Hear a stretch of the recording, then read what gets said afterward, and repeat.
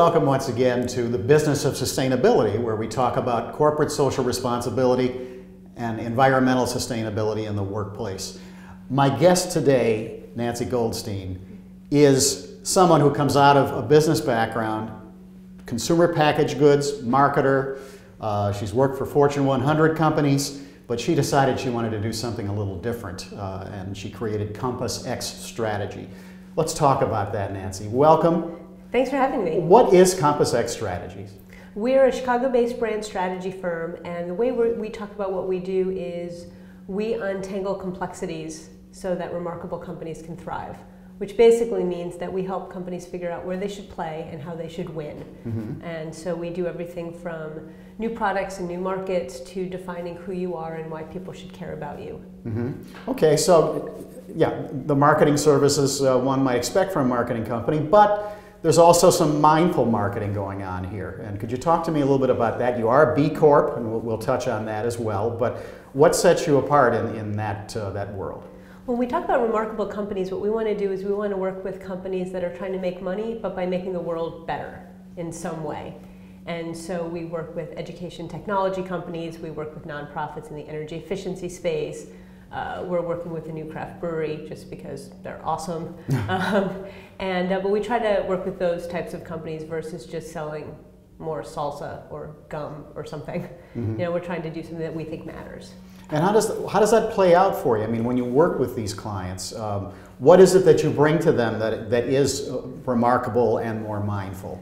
Well, I think what we do is we're helping them be competitive in a place, because what they have is they have a phenomenal idea and a way to bring something better into the world. But they don't always know how to talk about it or communicate it. Because what's interesting about a lot of these companies is what they're doing is really complicated, right? Because we're talking about big systemic issues that they're trying to solve through products and services. And so communicating that and marketing that is really complicated.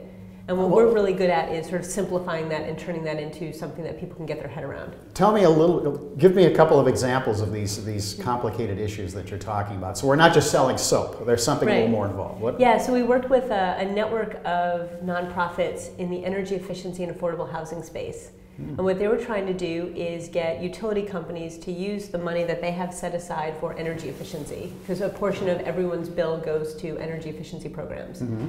And that then gets used primarily in residential or commercial buildings. It doesn't usually get used in apartment buildings, and very specifically, it doesn't get used in affordable housing.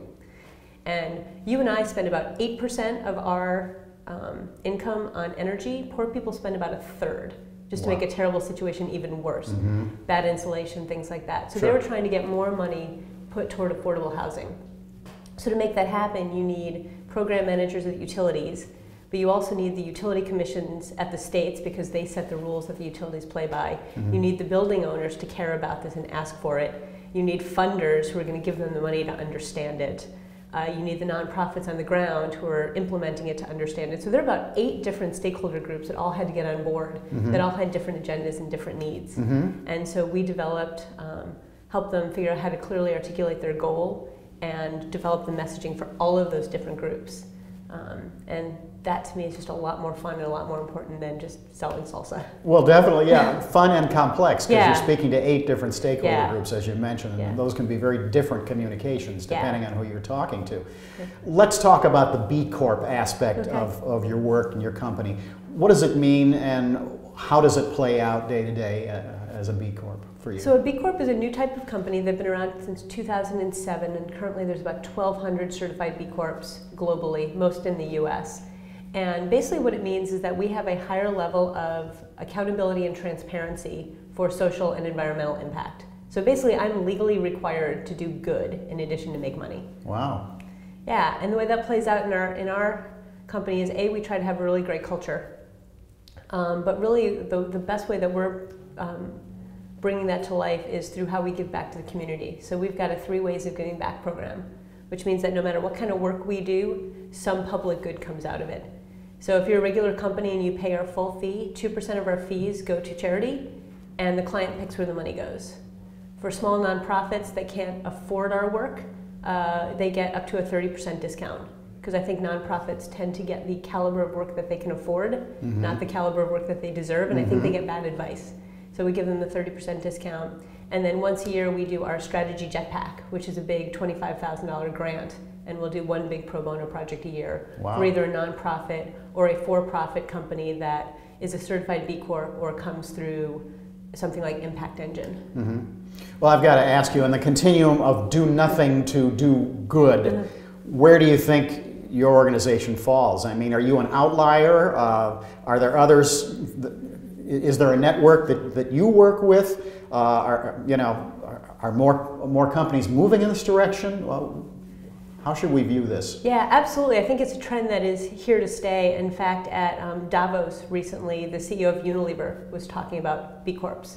Because in fact, one of their divisions, Ben & Jerry's, is a certified B Corp. Oh, okay. So you've got good company. Yeah. So in addition to Compassx Strategy being a B Corp, there are companies like Kickstarter and Etsy and Warby Parker Glasses and Ben & Jerry's that are B Corp. So some bigger companies. Locally, we've got a really great network of a lot of professional services firms that all work together and collaborate. I think you've spoken on this show to Tim Frick at Mighty Bytes. They're an amazing web design firm, and we work with them a lot, as is Orbit Media, also here in town. Lightspan Digital is a social media firm, and they're a B Corp. Story Studio is a creative writing studio, and we work with all of them. Just because they tend to share our values. In addition to being really, really talented, we work really well together because we have the same goals.